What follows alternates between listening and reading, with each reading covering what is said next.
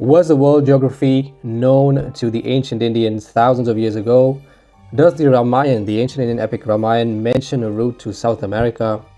A super interesting question I have brought today, and we look at some very interesting things in the Ramayan.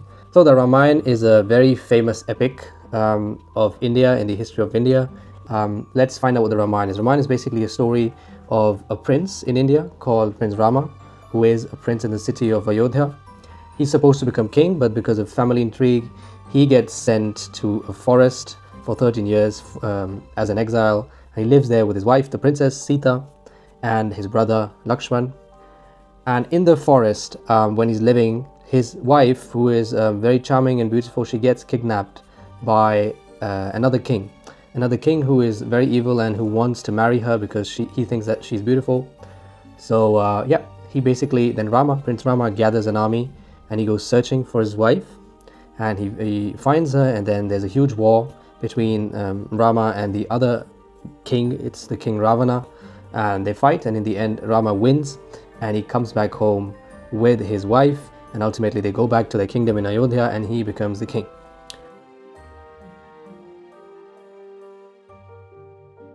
So this is the short story which all Indians know. What many don't know is actually this whole story is written down in 6 books. So you have Bala Kand, Ayodhya Kand, Aranya Kand, Kishkinda Kand, Sundara Kand, and Yuddha Kand. So you have the whole story is split into 6 books actually, because it's that long, and it is a very detailed story. So today we're going to talk about the 4th book, which is called the Kishkinda Kand.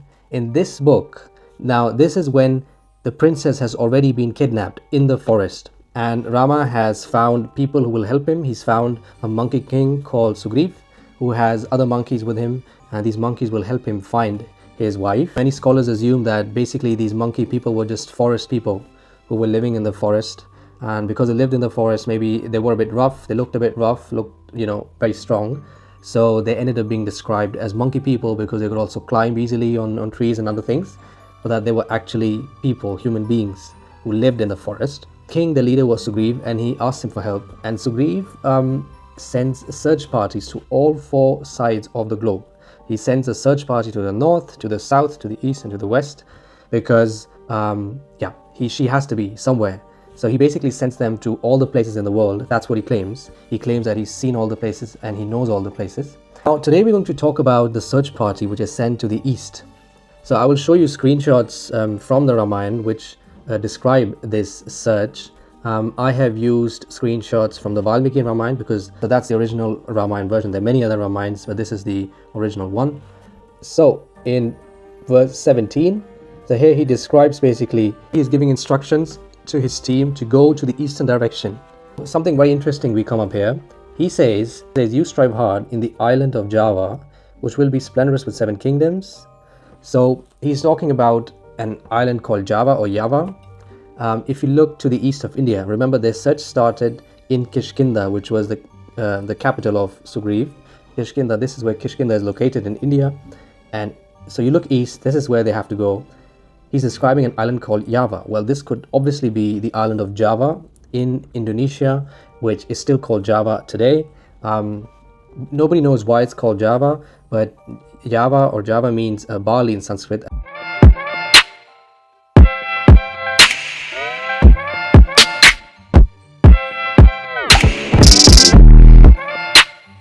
So possibly it's this Sanskrit name which named this place. Also, Hinduism or the Indian civilization has been thriving in present Indonesia since hundreds if not thousands of years. Watch my other videos. So it's a very clear hint that actually they already knew about this island in Indonesia back then.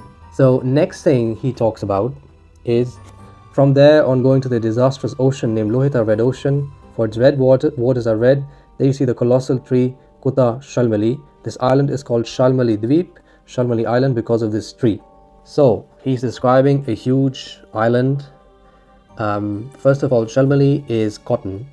So by Shalmali tree, he's describing cotton trees which do grow in East Asia, Southeast Asia. Now what could be this red ocean that he's talking about? If you look at the map, if you go on eastwards from Indonesia, well, you have Australia. So maybe by big tree, do they possibly mean big island, the big island of Australia? And regarding the red oceans thing, well, there's an interesting concept called pink lakes, where the water turns red because of something which even scientists are not sure about why. But this phenomena occurs worldwide, and especially in Australia. You see here, these are some pink lakes in Australia. So possibly this was even bigger water body back then, which was reddish in color. So is this what they were talking about? Next instruction is going to Mount Rishabh, Lake Sudarshan. So here he says, in the center of that milk ocean, there's a white mountain of colossal size named Rishabh, surrounded with closely growing trees, and a lake renowned as Lake Sudarshan is also there, which is replete with silvery lotuses. So this could be talking about Lake Pukaki. So could this possibly be Mount Cook in New Zealand, which is the highest mountain in New Zealand? Also, there's supposedly a lake called Sudarshan around this. Now, Mount Cook has a lake around it, which is the Pukaki Lake, and its water is very blue in color, and it has a very good water quality. So, yeah, could this possibly be the description of Mount Cook and Lake Pukaki?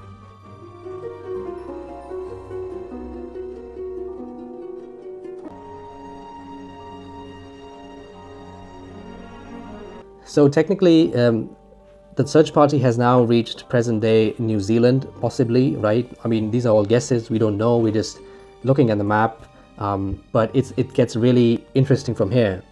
Basically, and then he says, and on crossing the Milky Ocean, you will immediately see the saltwater ocean, which will be frightening to all beings. And there's an interesting detail. He also says that there's a refulgent fire in the form of a horse's face that originated from the angle of sage Aurasa, and victuals of that fire is said to be the highly speedy waves of the ocean. So a huge ocean, which is very scary, and there is a fire in the ocean which looks like a horse's face. So this looks very confusing. What could this be? Well, if you look at eastwards from New Zealand, what do we have there? We have the Pacific Ocean, which is the biggest ocean in the world. You've got like thousands of miles without any land. So obviously it's very scary to be there, because if you get lost in the Pacific Ocean, you're really lost.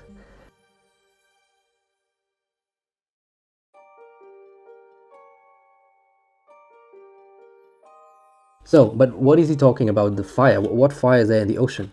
Well, scientists agree on this phenomena called the Pacific Ring of Fire. Here you see a picture of that. And they say that this ring of fire is basically at the basin of the Pacific Ocean. And this causes many volcanic eruptions to occur in the basin of the Pacific Ocean. This region is known as the Ring of Fire, a stretch of hundreds of volcanoes spanning 40,000 kilometers. It's also where most of the earthquakes and tsunamis in the world take place. What an incredible match, you know. So you have volcanoes down there, which are obviously ready to explode. Is this what they were talking about is this what Sugriv was talking about, maybe? And then on the northern province of that saltwater ocean, there's a hugely enormous mountain named Golden Rock Mountain, which glitters like gold and spreads across 13 yojanas. So if you cross the Pacific Ocean, you reach South America. So is this possibly talking about South America? Golden pylon resembling a palm tree with 3 branches as its head is established on the peak of that mountain, and it will be lustrous with a golden podium. A palm tree with 3 branches that also has a podium and is somewhere at the coast of South America and, you know, of the Pacific Ocean. What could this be?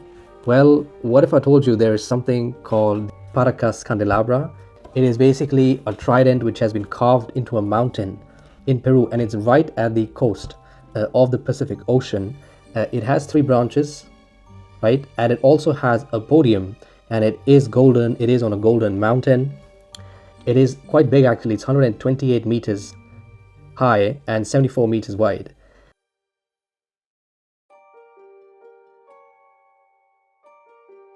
Now, who made this? According to the discoverers who discovered this place, they asked the natives, the tribes, and the tribes did not know who made it. So nobody knows who made this. These carvings are so old that it's impossible for scientists to say today who came up with this. So it must be something really ancient, and it's astonishing how this is a perfect match actually to these descriptions. So we move on. That pylon of palm tree is constructed as the easterly compass by celestial gods, and beyond had a completely golden mountain is there, namely the August Uday Mountain, Mount Sunrise. It's maybe the Andes. The Andes are the highest mountain range in South America. And the name Andes, the origin of the name is also unknown. Many people don't know, the scholars don't know where exactly this name comes from. So this could be derived from the ancient name Uday, maybe. As I'm saying, we don't know, but it's striking how there is, a very similar word given today to these mountains. Then there is one final clue when Sugriva tells his search party that beyond Mount Sunrise, the eastern quarter is impassable, and it will be devoid of both sun and moon. And again he says it is possible for the Vanas to go only up to there, best Vana, and we have no knowledge of those sunless and boundless realms available far and beyond. So he's basically saying there's a forest, but we don't know much about the forest. So it's better you just come back from there. Finish your search for Sita till this forest and come back from there. So now we're here in Peru, and there's a forest after Peru. Well, what could that be? A forest where there's neither sun or moon? Could they be talking about the Amazon rainforest, which is the biggest rainforest in the world, and which is so dense that even today there are many tribes living in this rainforest which have not been discovered by the outside world. The Amazon rainforest is the world's biggest tropical rainforest, occupying the drainage basin of the Amazon River in northern South America. And the forest is so dense that in many areas the sunlight cannot penetrate through the trees, neither can the moonlight, so it is really devoid of both the sun and the moon. Amazon has more than 390 billion trees. Due to the thickness of its canopy, only 1% of the sunlight makes it to Amazon's ground, and it takes around 10 minutes for the rainwater to reach the ground. I think it's again a very, very amazing match to these descriptions. Could be coincidence, of course, but that's what the video is about, for you to make your own opinion of whether you think this could be a description of a route to South America actually. So let's summarize everything. They start off in India and go to the eastern side. King Sugriv tells them that first they will reach an island called Java, which could be the island Java in Indonesia. Then they will cross red waters and reach a huge tree called Chalmaladweep. Red waters, huge tree, could be the huge continent Australia. Then they're supposed to reach Mount Bishop, a huge mountain with lotuses on it, mountain with a lake around it, which could be Mount Cook and Lake Pukaki. And after that, they're supposed to cross a huge ocean, which is scary to everyone, and which has a fire in the form of a horse's mouth. This could be the Pacific Ocean, which is the biggest ocean in the world, and it has the ring of fire in its basin. And then they're supposed to find a pylon with 3 branches with a golden base. And this could be the Paracas Candelabra in Peru, which is at the coast, and nobody knows who made this, when it was made. It could be the ancient sign, maybe a landing sign or something for people to land. And after that, they're supposed to reach a forest which is dense, devoid of the sun and the moon, which could be the Amazon rainforest right here in South America. And they're supposed to come back from there because they cannot enter that place. It's impossible to come back once you enter that place.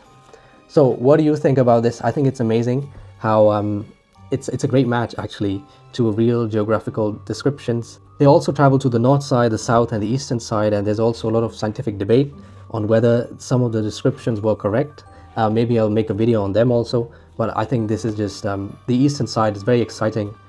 So what do you think about this? Literature, ancient literature deserves to get the attention, which it hasn't since the colonial era, which has suppressed all ancient Indian stuff. And Indian schools should be teaching these scriptures.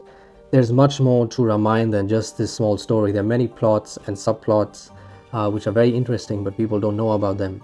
So I think Indian schools should definitely talk about these things because it's worth it, and it's also a very important part of the country's history. Thanks for watching this video.